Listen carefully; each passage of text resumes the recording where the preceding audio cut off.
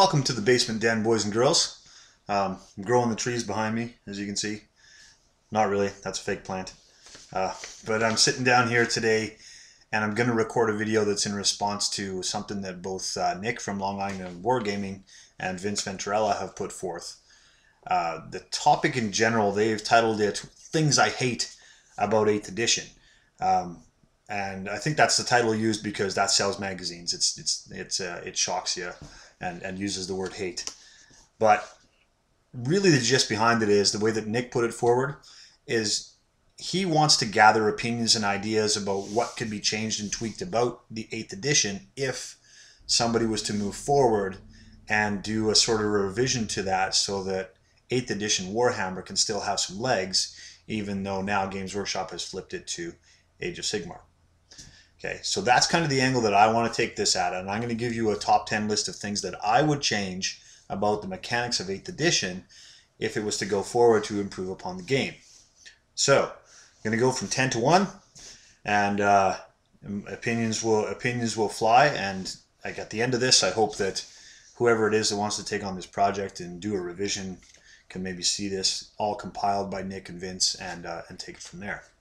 So, without further ado, here we go. Number 10. My beef is with building combats.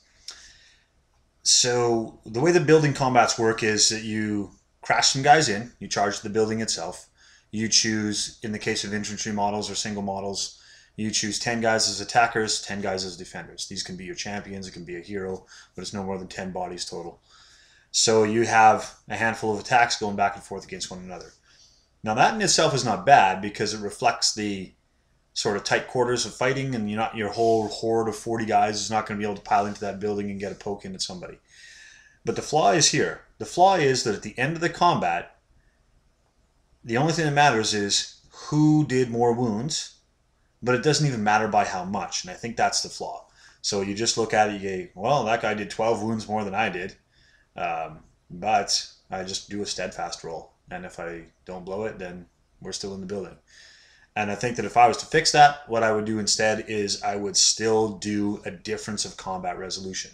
If you don't want to count ranks, which is fair, if you don't want to count banners, if you don't want to count any other things except for the wounds done, that's still okay. But if I beat you by 5, you got to do a break test by -5. That's how that should really work. And I think that's the one thing that I would fix about it. So, moving on. Number 9. This is just a mechanic thing that kind of bothers me a little bit. It's this, and I got to admit to you, I don't understand why it's a rule. And this is the 1-inch rule. So it comes into play as soon as you deploy. You're supposed to have an inch gap between all your guys as you deploy. As you move around, you're supposed to have a 1-inch gap between that and any impassable scenery and enemies. Okay, fine. The way that they spell it out in the rule book is so that you can differentiate between what units are what, and who's involved in combat and who's not involved in combat. Right, okay, so I'll give you that. I think that it's okay to differentiate who's in combat and not in combat, so keep your enemies an inch apart. That's a good idea. But this whole nonsense of keep my guys an inch apart, like are we really worried about me or my opponent being able to distinguish between my witch elves and my cold one chariot that's within an inch? Like, are you foggy about which of those two things is, if it's 2 units or whether it's 1 unit? I don't get that. Also, are you worried that as I move my black orcs forward, that I'm going to catch a whole bunch of my orc boys that are next to it and suddenly shear off a third of that orc boy unit to go with the black orcs and become a different unit? No, I don't think that's going to happen. The way that it manifests in its most annoying feature is how it interacts with random movers.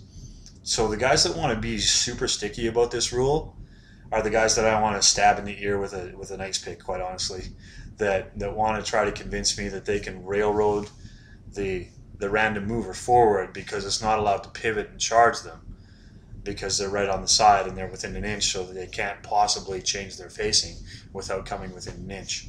I mean, that just, let's all be honest, even you guys that do that, you know that is not how that rule was intended to be, but yet you've grasped onto it like it's the Holy Grail, and you're going to fight against it with the argument that, well, it's a way to control random movers because they're too good otherwise.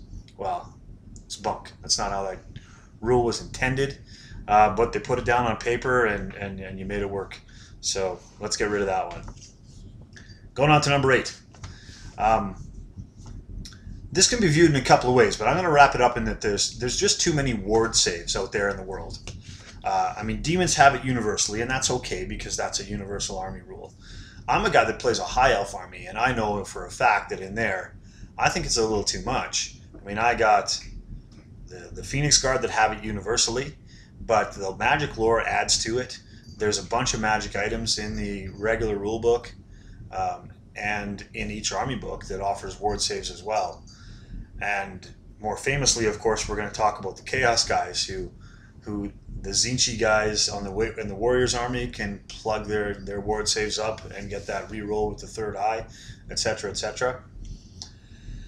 And it might be a big craw for me because it stacks onto another one, right? So you take your armor save and then your ward save, and that mechanic, maybe that needs to go. Maybe that's what it is. So you keep, if I was to improve upon it, what I might do is just say, you got armor or you got a ward. You take a penalty to your armor, it's true, and if that ends up being worse than your ward, then you take your ward save. But you got one roll. And I really think that that's how that should go going forward to fix that problem. Next up, I also want to have a little bit of beef about this 8th edition idea that they propped up of the true line of sight. In theory, it's not a bad idea, but in practice, it really doesn't work. Simply because we work with battlefield scenery that has to marginalize itself to be playable. Like, we can't have a hill that slopes up at this kind of angle because no models will stand on it. So every hill that you play on in the Warhammer battlefields are plateaued hills. And they're probably only an inch or 2 inches deep. So if I put my giant monster behind that, then if you're going to use the true line of sight rule, then I can clearly see your monster. No problems at all. I'm going to blast that guy to crap. But there's a big hill in the way. And forests are similar. I mean, we don't want to have trees that are 20 times the height of our 1-inch models. You know, we don't want them the whole length of my forearm to block line of sight. But even then, with forests as well, when we put a plate of forest down, they're not as densely populated as a real forest would be. Let's be honest, when we put our battlefield scenery down, we have 4 to 5 trees within that 8-inch kidney bean shaped piece of terrain, and they don't block line of sight. Like, there's 4 trees in there. It's not even it's like the trees that my neighbor has in their yard. That's it. It's not a forest. If we were to put a forest on the table, though, we'd never be able to put models inside it, or we'd spend 10 minutes redressing the trees and pulling them off, and then move our unit out afterwards and putting all the trees back on, and have an argument about whether that unit is visible now within those copses of trees, or whether we can imagine for a second that all those trees are still actually there. So for the sake of interaction with terrain, I think the true line of sight fails, and some comp systems have identified that, and they've said that forests block line of sight if you're on the other side of them. So do hills when you're on the other side of them, and those kinds of things. So people have taken steps to correct that already. I'm glad to see that. I want to see that continue. Next up, we're at number 6 now. And my point about this is, it's more of a disappointment thing than it is a rules problem thing. And my point here in number 6 is that the developers fell short of having the full library of army books available. So we didn't get to Beastmen, we didn't get to Bretonnians, and we didn't get to Skaven. Would have been wonderful if we had an edition where everything was universally designed for the same edition. So I'm disappointed that it fell short. I guess as a fix to this, I don't really have, I'm not going to sit here and tell you how I would rewrite each of those army books, but just suffice to say that through fan efforts, and I know that there's a guy that's really put a gigantic amount of effort into doing fan army lists, even beyond the ones that already exist in Warhammer. But geniuses like that could really put it together and tie in all those things about the Skaven and the Beastmen and the Bretonnians and do a rewrite that fits to the 8th edition and the way that game design goes. Next up, number 5. I'm going to talk about the mechanics of skirmish units. Now, skirmish units before this edition didn't have movement trays. Okay, the way that they managed themselves is they could face in any direction, so they therefore had 360-degree line of sight, and they had to be within a ½ inch of one another in some kind of loose pack formation. Now that wasn't ideal either, so I'm not saying go back to that. But what they did in 8th edition is they moved them onto a tray. They made sure that they had the proper facing, because facing became really important, and the 360-degree line of sight, not just for skirmishers but for other units, went out the window. That's okay. I don't have a complaint about that one. What I thought was messy though was the fact that you had to pack in when going into combat or being charged. And if you put them on movement trays, that got a little bit messy, and you were re-ranking your models and spending times doing that. My solution is very simple. Treat the skirmishers and all of their rules about facing as they are, but put them together and rank them up like any other unit, but call them skirmishers and give them the ability to change facing and formation and morph and change their shape as they move. And then they can end their move in a different ranked formation. Fast cavalry does this already. They tatten up, they put their bases side by side touching, and they morph around and move through things and snake and widen out and do all these things. They already do that. Let's let skirmishers for infantry do that too, and just recognize that that's a skirmishing unit. Just like you recognize that's a fast cavalry unit, but yet it still looks the same as a silver helm unit that's all in a line. When you look at it across the table, you just got to know what their ability is. That's it. Simple. Okay, moving on to number 4 now. Here's something that's been with me for a few editions of Fantasy, and I'll tell you that I've played this since the 4th edition. And they have never, Games Workshop has never categorically put a strict base size on the models that they sell. So even though they sell you the box with your cavalry on a 25 by 50 mil, and they sell you your white lions with 20 mil bases, and they sell you your giant with maybe a 50 square, maybe a 50 by 75 rectangle, depending on what incarnation of the model they make. But the important thing is they define that. Now, the stance of the hobbyist is on this that they don't really want to define it because they want to leave it open for you to do conversions and be creative and those kinds of things. And I agree that that's kind of an appeal, right? If I want to make a gigantic maw beast of something chaosy with a couple guys riding on the back and call that a chariot, then it should be still on the same base size that a chariot should be on, whatever that is defined as. Okay, but we have to define that, and I think that people will still be creative. I think that they'll still do those wild ideas, things like that, and they'll find a way to get it onto that size of base with whatever their idea is. And this would help out a lot of arguments and things as far as game mechanics and what should be able to come into base contact, because that's really important for combat, as we all know in fantasy. We got to know what the size is. We got to know how many are touching.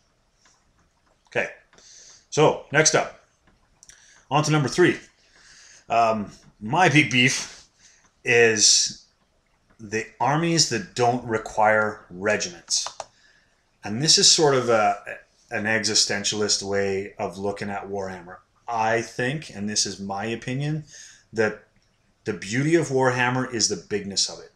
The idea that you're fighting with armies, not rugby teams, not vanguard skirmishy forces, but armies. So I like to see ranked units, whether that's cavalry or infantry, I'm not bothered, but ranked units, several guys deep, several guys wide. So the armies that are able to go out there and field single file stuff only, and maybe not even a single regiment at all. I'm looking at you, Chaos Warriors. You know what I'm talking about. That don't have that. I think it just loses. It loses a visual for me. It loses a feel of an army game, and that's something that always kind of disappointed me when those armies were seen on the battlefield. Now, how do you fix that? Well, I think that you're careful about categorizing core units when doing that, I think is how you do it. So again, I'm going to use Chaos Warriors as an example because they're the primary culprits of this kind of thing. And that is that if you have units in your core choices that don't require a minimum size of 5 cavalry or 10 infantry, then that's what leads to that. So core chariots is why we led to the 12 model Chaos Warrior army in the 2,500 point game. And that's that's my fix, is just to make sure that the categorization of core, because that's a must-have when you do your army list, has ranked units in there. That's my fix. Number 2, getting near the top here, people. This has been said by many, probably be said by more, but my angle on it is I want to point out the soft miscast table. So Magic has a place in Warhammer, and it always must have a place in Warhammer because it's a fantasy game and it's part of the mythos of it. We have to keep that there. Bombing 6 dice at a magic spell is something that everybody's done, and it's something that people will continue to do. And that in itself is not the bad thing. The bad thing is that this is not enough of a penalty against it. Unless your wizard goes down a hole, every other result is almost always worth the trade-off of getting that spell off, right? If I'm going to Dwellers below that unit of Chaos Warriors opposite me on the table, and 12 of them go down, and I lose because I put the pie plate on my own unit, if I lose, 10 of my Lothern Sea Guard while doing it, no biggie. I've just ruined your chaos unit and reduced their combat prowess, but my wizard's still up and I'm going to cast another spell next turn. No problems. I think what I would do is I would design a table that, if any of you guys are familiar with the steam tank table, let me kind of compare it to that. So here's where I'm going to go with this. When you miscast, I think we need to design a table that you roll a single die and you add the number of dice that you just committed to that spell. So we have a severity of miscast that scales up according to how much power you drew from the Winds of Magic to cast that spell. Okay? And the top level of it, or even the top 2 levels of it, should be so devastating that you're going to lose your wizard, or you're going to lose the unit that he's with. That's how I think that should happen. And conversely, that saves the guys that accidentally bowl a double 6 when they're trying to do a minor spell and they're only casting 2 dice at it to pull it off. That's where we'll get the minor miscast, where you lose the spell, or you lose dice from your pool, or you or the other mid-range results is you get a little bit of magical feedback and it hurts the brain of all the wizards across the table. Some of those results are not bad, but the chances of getting those results don't scale with the amount of power that you drew to cast that spell. So that's how I would change that. I would put in the level of scaling according to how much power you drew to cast that spell in the first place when you miscast. Okay, so that's my fix on that. Now, my number one thing that was a new rule for 8th edition that seemed good at first but turned bad was steadfast. Okay? So steadfast meant that if I had more ranks than you, then I just used my base leadership. And combine that with the battle standard bearer ability to reroll all leadership tests. I mean, that meant that units would just stay and grind forever against all odds. My beef with it, though, and I think where they missed the mark, because I like that idea of steadfast initially in that format, is the disruption of ranks, and they missed the mark on that one. So that if I slam into you with a flanker, and I've got a couple of ranks there that would disrupt your ranks, so it says by the definition, if I have 2 ranks of attackers in your flank or your rear, then your ranks themselves are disrupted and you count no rank bonus for that. But I also think that the simple fix to the steadfast rule is that also ruins steadfast, which it doesn't in the current incarnation. So we need to do away with that, and that's really my simple fix, and it was the biggest bugaboo for me and the thing that annoyed me the most out of my whole list of 10 things here that I want to see gone. So in wrapping up, I guess I would say that's my top 10. I hope that whoever it is that looks at this, whether that's Nick or Vince or anybody else in the world that wants to take a kick at readdressing the 8th edition and making it a more streamlined rule set, hope these are good ideas that you can pull from and use and compile it with the other ideas the brilliant minds of our Warhammer YouTubers community are going to come up with. Run with it. Please do. Now, to help out with this, for those of you that are viewing, if you want to put in the comments below what your thoughts, it doesn't have to be a whole list of top 10, but if you got some thoughts of what you would do to change and shift and improve upon the 8th edition rule set to make that happen, love to hear it. We want to see that in there. Okay? So let's do that, people. Be really good. Goodbye.